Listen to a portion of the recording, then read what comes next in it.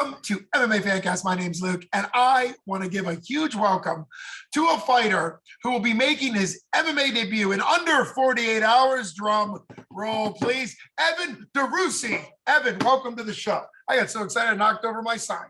Welcome to the show. Thank you. Glad to be here.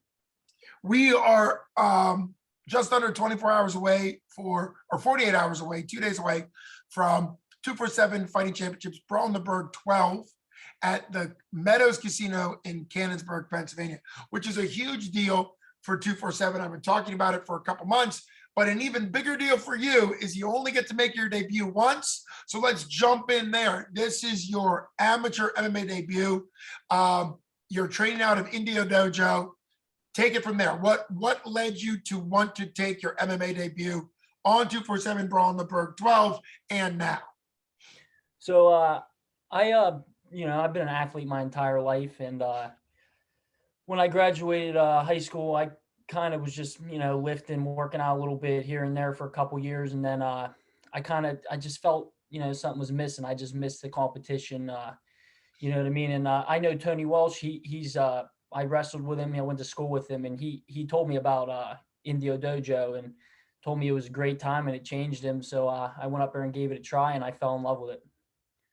Well, it's always exciting when I interview and I hear one fighter sort of recruiting another fighter. Tony Welsh is a 2016 Whitfield champ. Was your sport in high school wrestling as well, or was it another type of sport? Yeah, I been an athlete my entire life. I started wrestling when I was in 6th grade, and I started playing football when I was in 6th grade. So I feel great, with that. I'm glad I can build that. I have that foundation to build on, And since I always like to talk about football, we don't get to talk about it a lot on here. Wrestling obviously has a great crossover. But what was your position in football, and what element of that role and that position in football has transferred over to MMA, if at all? I was a defensive end, and I played also. I was also a left guard on offense. And the biggest thing that transferred over was probably just my mentality. I went on that field as, I always thought I was the baddest dude on that field. And, that's the way I, approach, MMA. Well, offense and defensive line definitely has to have that mindset. Shout out to all the offense and defensive linemen out there, particularly middle school and high school, where they don't get a lot of credit for what they do. So I think that does make a lot of sense, that every athletic event you did helps you, whether it's, I've interviewed a high level baseball athletes that have become fighters, and they'll talk about eye-hand coordination, the ability for the eyes to pick up those little differences in the ball that's spinning. In your case, the mentality makes a big difference. Let's just jump into the mentality. You're 0-0, make your debut against a guy who's 1-0, and obviously that makes sense. It's debut. You're going to fight somebody who doesn't have a ton of experience. In your opponent's case, Sam Wabi made a pretty big splash in his debut at Flood City Fight Night 1. I was cage size, a 3rd round TKO. Have you watched that fight at all? Do you care at all about Sam kind of having sort of some excitement behind him? What are your thoughts about this matchup in particular? Yeah, I watched the fight. I think like once or twice, but I didn't want to dive too deep into it because it was a year ago, So I'm sure he made a lot of improvements. Yeah, and I'm excited to fight him. I'm glad he brings a fan base with him. You know what I mean? And I think that helps the sport out a lot, and helps the organization out, and helps our gyms out. Well, I appreciate how straightforward your responses are. It's always great. And I tell every fighter that some fighters like the trash talking a little bit more, but MMA is always going to advance when there's a fight between two people. Conor McGregor is a great example of this. He became so big, he didn't fight for years. Well, what is that actually doing? It's not doing anything, So I think when you see some high level, last week I was at the Meadows advertising for 247 when we were watching the UFC event, and on the undercard, I thought it should have been on the main card, but on the undercard, Jim Miller submitted a legend. They're both legends in Donald Cowboy Cerrone. And one thing that I appreciate about that fight, and of course, those guys have all had like 50 fights in their career. They're record leaders in UFC. Is they're at the point in their career where they just appreciate their opponent and what that opponent means, and the fact that beating them puts their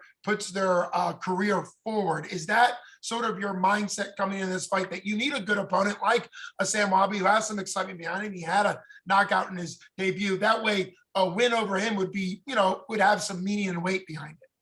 Yeah, absolutely.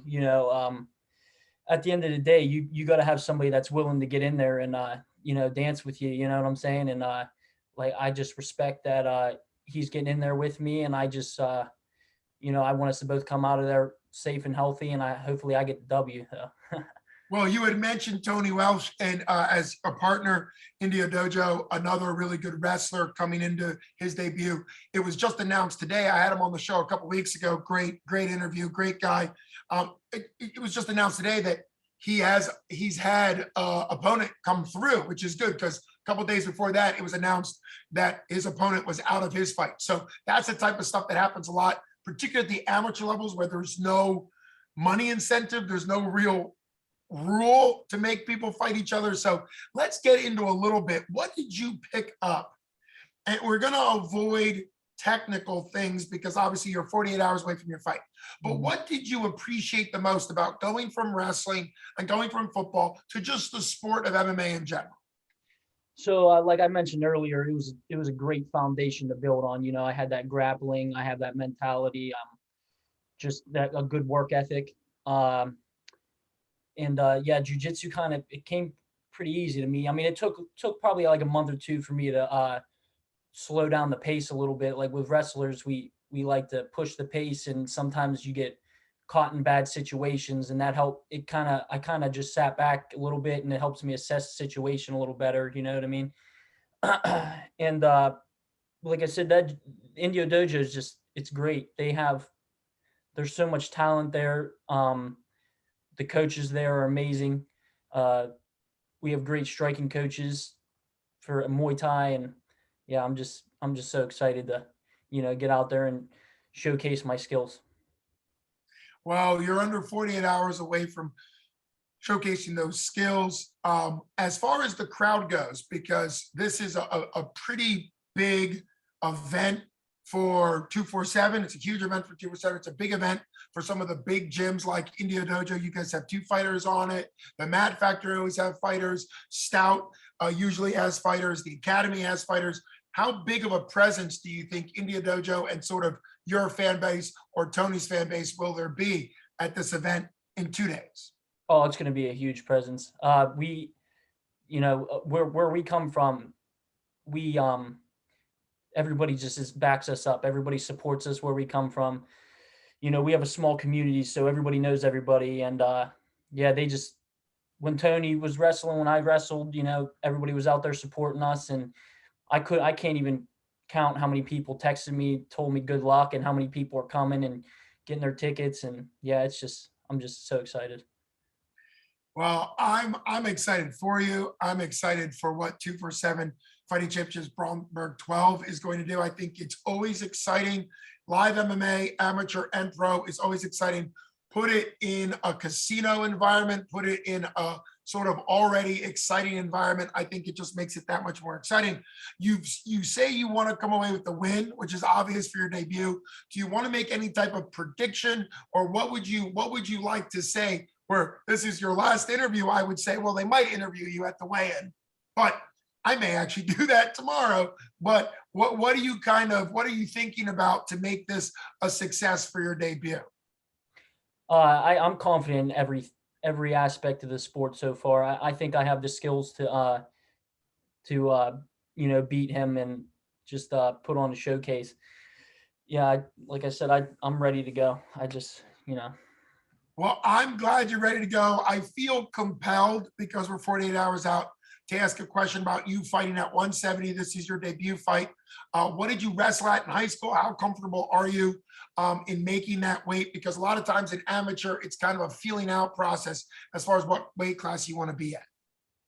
So I bounced around when I was wrestling. I wrestled 170, 182, 195, 220. I was, I wrestled all those weight classes. I was a lot bigger when I was in high school because for football and stuff, I was probably around like 210. So sometimes I would have to cut down to 195. Sometimes I'd have to, weigh a little more to be able to bump up to 220. So I'm everywhere. I'm good everywhere. It doesn't really bother me, the weight cut. I'm feeling great right now. Just tomorrow I got to shed off a couple more pounds and then weigh in and let the show go, Well, I figured you were feeling good because when we had this opportunity to throw this interview together last minute, and I knew that you were just in the last, day, really, because you're going to be weighing in at 6 tomorrow, Friday, at the Meadows. It's going to be really exciting. Actually, at the Barstool Sportsbook is where you guys are going to do the weigh-in. That's, I believe, open to the public. We're going to be doing after the official weigh-in with the commission. I'm going to have a role in doing the ceremonial weigh-in, which is always exciting. It's going to be right there, the Barstool Sportsbooks bar in the casino there has sort of like a fun hangout AstroTurf area. So thanks so much for taking time out. Can't wait to see what you, Sam, and everybody on the card, obviously your teammate, Tony, Evan Dreucci on the show, hopefully for the first time of many, many to come. Thanks so much for coming on. Can't wait to see you live in action. Braunberg 12, 247 Fighting Championships at the Meadows Casino. Take care. Yep. Thank you very much for having me. You got it.